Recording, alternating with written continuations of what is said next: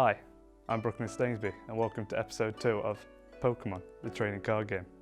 In this episode I'm going to be talking to you about Pokemon and its history.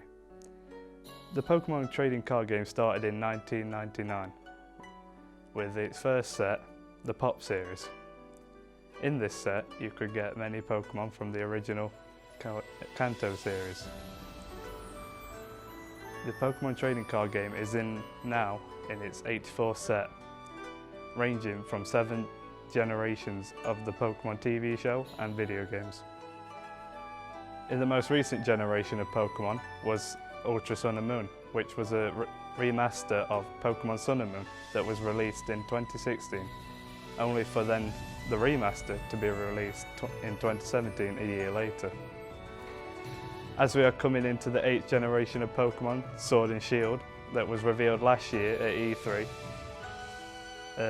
to be set in London, which is as opposed to Sun and Moon being set in Hawaii. Possibly E3 this year we will see more about Pokemon Sword and Shield.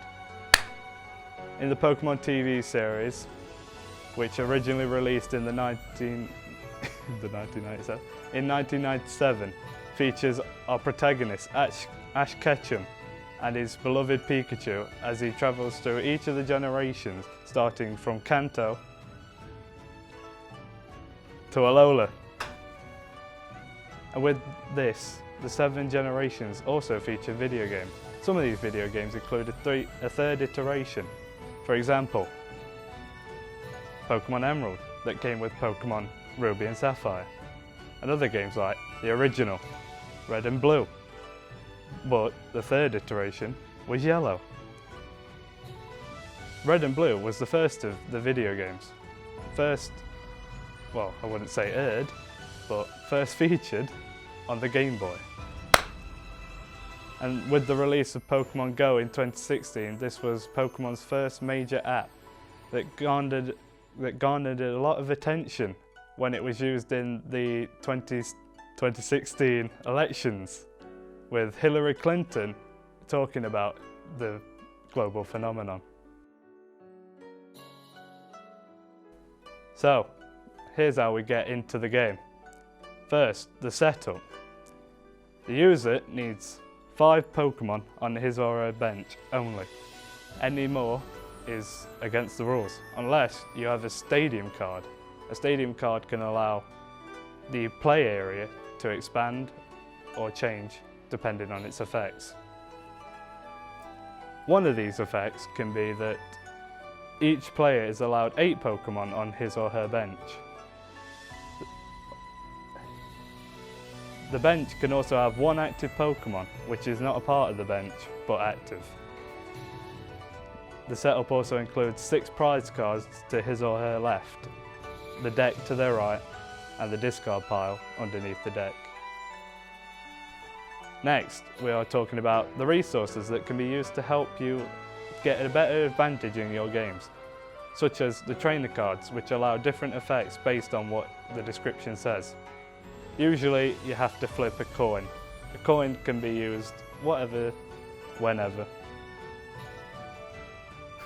The energy cards help the Pokemon to actually attack based on what the energy says on the card. If it's a metal energy that requires 2 metal energies to attack, you will need 2 metal energies on that Pokemon. However, if you don't have 2 metal energies on that Pokemon, you cannot attack. Next, we're going to be talking about damage and status effects. The damage counters usually range from 10, 50 and 100. Usually, after 100 damage, a Pokemon is fainted. The status conditions can vary based on what happens to the Pokemon. If the Pokemon is attacked with a sleep move that makes the Pokemon go to sleep, it is tilted left. If the Pokemon is confused, it is tilted down. And if the Pokemon is paralysed, it is tilted right. Some of these other special conditions include being poisoned and fire. The poison counter and the fire counter are 2 very separate things, however, they both do the same damage, 10 damage per turn. Next up, we're going to talk about what happens when a Pokemon faints and the win conditions. When a Pokemon faints, it is discarded into the discard pile. After this Pokemon is discarded, the person who had made that Pokemon faint claims a prize card. This is one of the ways to win a Pokemon match. When a user claims all of their 6 prize cards, they win. Or, if the opponent has no more bench Pokemon after you faint their active Pokemon, you also win. We're going to talk about how a turn works. When a person's turn begins, they draw a card. This person, they can only place 1 energy down per turn onto 1 Pokemon they choose. This Pokemon can either be on your bench or your active Pokemon. During this turn, you can either use as many trainer cards as you wish, or the turn will end when you either say, "I end my turn," or you attack the opponent's Pokemon. Now we go on to talk about how to evolve said Pokemon. These Pokemon start from basic evolutions and can range from stage 1 to stage 3.